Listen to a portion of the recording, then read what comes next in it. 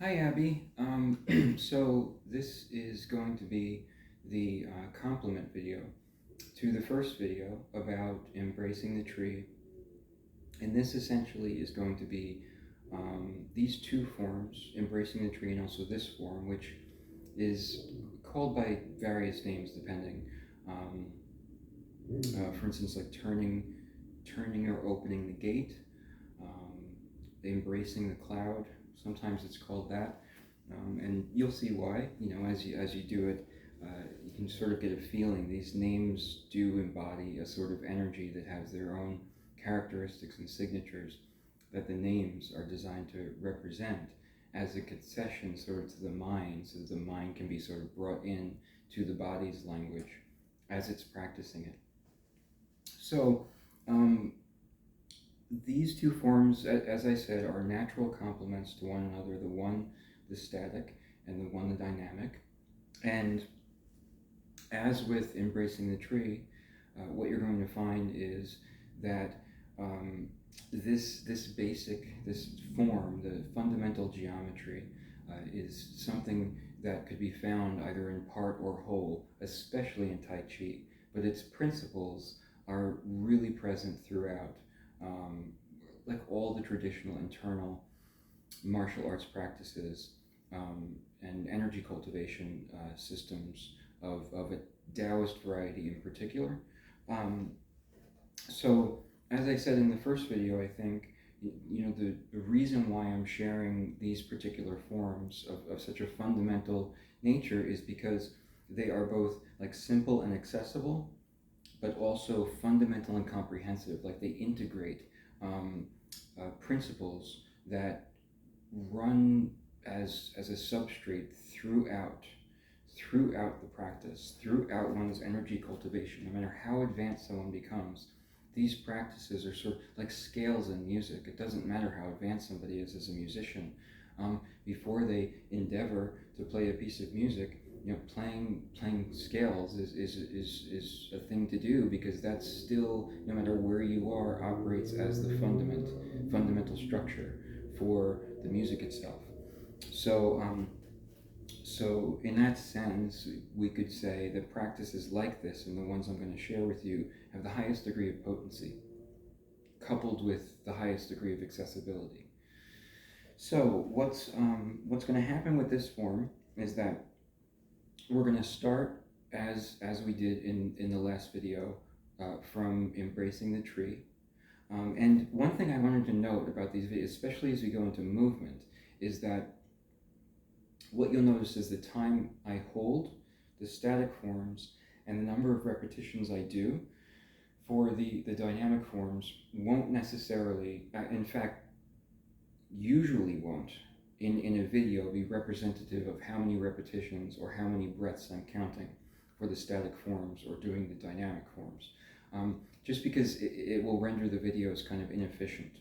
So as far as that's concerned, as I said in the first video, when it comes to static forms, it's best not to watch a clock. It tends to break the meditative state, but rather to use the breath and to count each cycle of breath. So inhale, exhale, one, and not actually saying the inhale, exhale, just really the number sort of silently in your mind, just so it's a mark of time, it's a measure. And the measure isn't the most important thing.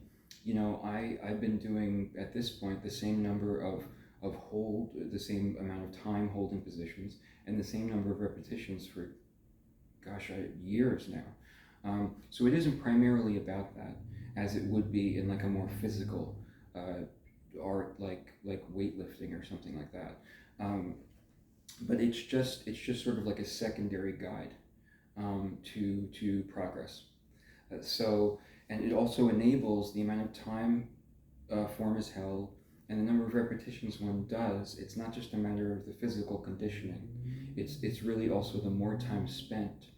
It really does give more of an opportunity to sink into the depths of the principles and energies of the practice and the meditative state.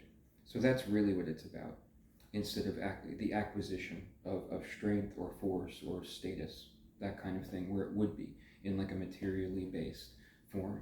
So So from here, we're going to start from, and we're going to get into our core alignment. This is going to be our alignment throughout. Obviously, there are modifications once we start moving sometimes, but this is going to be the core alignment, the alignment we hold ourselves to and go back to as our center.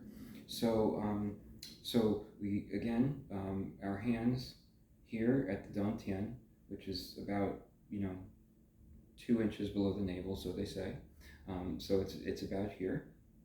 And this is going to be our neutral position. This is going to be where we'll start and where we'll end typically. And you just want to hold that for a while. And you might want to start with 10 breaths to hold this position, 10 breath cycles. And we're not going to do that now, but that's just a guide for when you start your practice. And then from here, separating the hands along the band of the Dantian, and then up these axes, not touching the body so much, and then outward to the embracing the tree position. And remember, the palms of the hands are going to be facing the body here, and the hands will be slightly above the elbows. So the hands are going to be at the level of the thymus, basically, the bottom of the neck, where it meets the sternum. It's approximately. And I don't know. I don't know what that would be. Maybe 5 inches apart, something like that, 4 or 5. Hold this, and I suggest try holding it for 20 breaths at first and see how that feels for you. Okay. And now, from here, again, I'm not going to be doing that now, but just as a guide for when you're practicing, you can try 20 breaths. And then from here, what we're going to do is I'm going to show you. I'm going to do it several times. And maybe I'll back up a little bit, actually. I want to make sure my hands get in the frame. So, and by the way, the feet shoulder width apart. And you want to try to make sure that the weight distribution is fairly even, like around the center of the foot. Maybe 60 in the heel and 40 in the front. That would be a good guide for now. And then I'm going to begin with opening the gate and embracing the cloud. And what we're going to do is we're going to lower, see how we're going to turn the hand down toward the ground and lower the hand down to about the level of right around where the Dantian level is. Okay? And I'm going to turn the upper body in coordination. As I'm going to do that, this lower hand will rise as it turns to reach the 90-degree alignment, and the hand will rise with the palm facing about at the point of the inner elbow of the other arm. Okay, and then we're going to lower this hand down to the same position as the other lower hand and turn, and up again. Upper hand down. And now I'm going super slow now. But what you want to do with the breath is one turn is an inhale, and then the complementary turn is an exhale. So inhale, exhale. And with the breathing, what we're going to do, we want to, as in life, with alignment, with the practice, we want to follow a golden mean rule, like a Goldilocks zone, that golden middle, where not too much, not too little, that kind of thing. So when it comes to, for instance, your alignment relative to sinking into the root, the hips, the knees, the things like that, the knees bent, if you bend the knees too much, then what happens is it creates too much tension and it extends up to the hips and the waist, and therefore the waist won't be as active. And really, the movement is going to be driven from the waist. Most of it is the waist. The arms are kind of coming along, kind of gracing its way out from the power of the waist. And so, but likewise with the waist, you don't want to turn too much to create a tension so that it's muscular, but you don't want to turn too little either, so that it's mostly the arms that are in action. Okay, we're attempting to activate, stir the energy in the Dantian primarily, so that it can get in motion vertically and over circularly through the body. So just as well, when you turn here, you don't want to be too close to the body because that's a constriction, but as well you don't want to be too far. And we can use our core alignment as a way to measure that. Like if you're extended too far outward, you're going to feel that leaning. There'll be too much weight on this side as opposed to this side, and you'll feel your body like stretching over the center, being kind of over itself. So you don't want to do that either. So that's another way. And then another is the neck.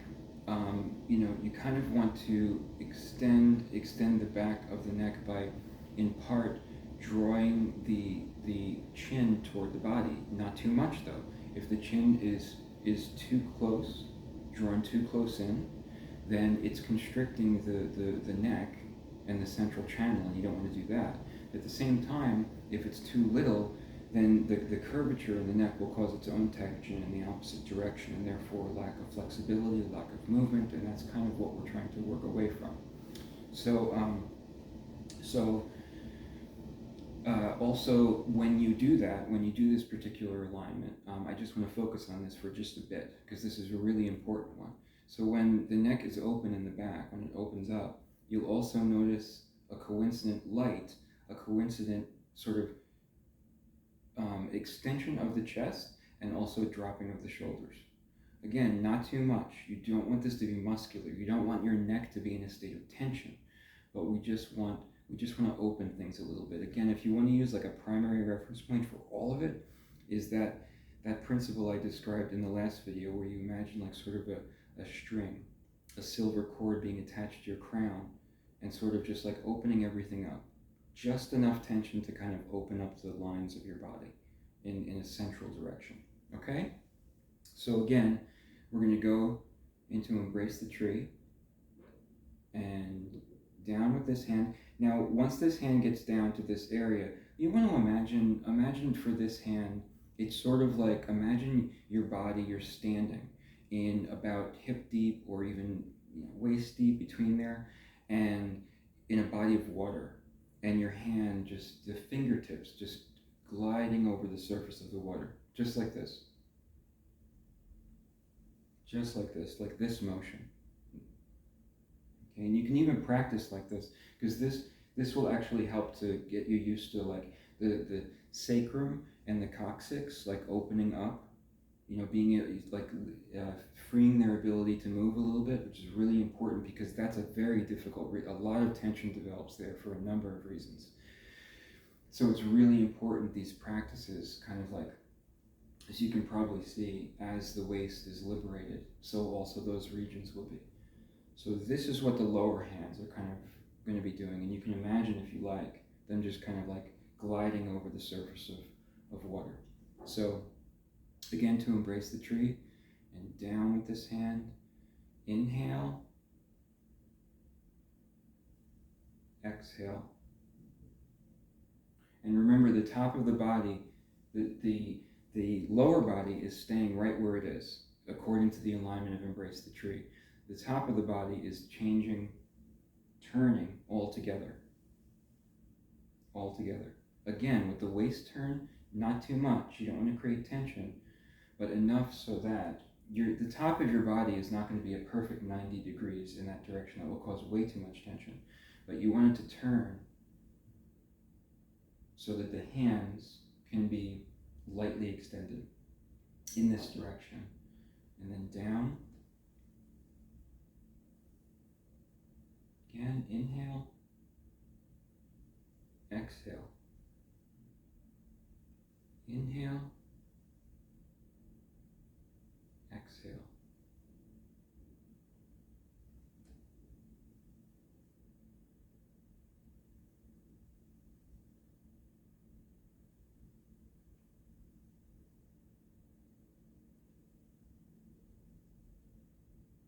And you might even notice when your body turns fully here, there might be like almost a natural slight rising of the upper body. Really the whole body. It's okay. Like, let that happen. It's like a bit of a rising, not too much. I don't know if you can see that from as far away as I am. But so there's like a lowering as we're lowering our hands, and then as we turn, There's just kind of almost naturally like a slight rising that occurs.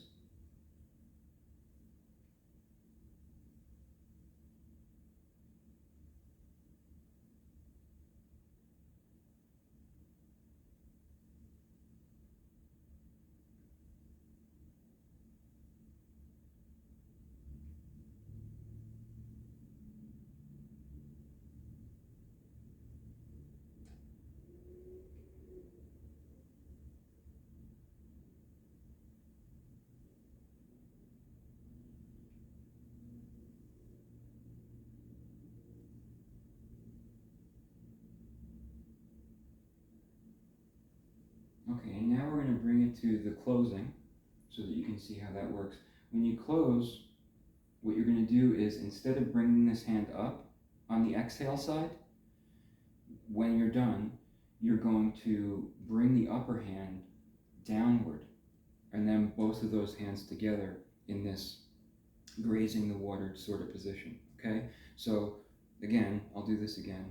Lower here, here, and down now. And then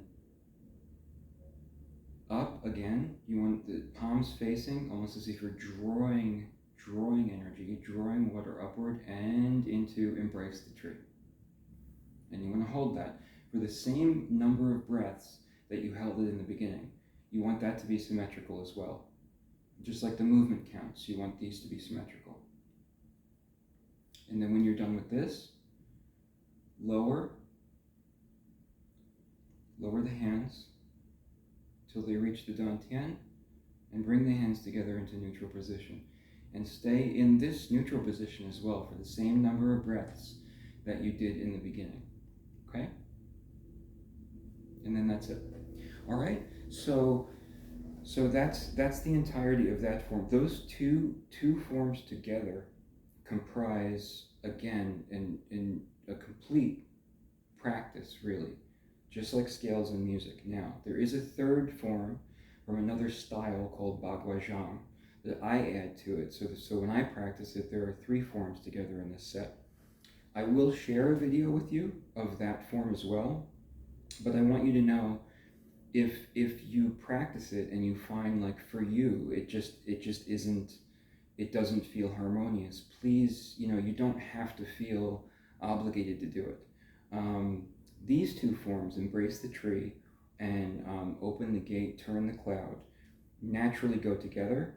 The third form is something that's optional, but I want you to have that option. I want you to have as many options as you can to peruse for the building of a practice which is most harmonious for you. So I do want to share the video, but I just wanted to preface it by saying, it's not necessary. It's a powerful practice. They couple together beautifully. Tai Chi Chuan and Bagua Zhang are sister practices. So that's why I've annealed them together. My Qigong practice is primarily, but not solely, comprised of Tai Chi and Bagua Zhang. But so that video I'll send you probably sometime next week. And I hope you have great practice and a great day, Abby. And it's such a pleasure being friends with you and to have the opportunity to share with you something that is valuable for you. And I hope to continue doing that. And I wish you all the best.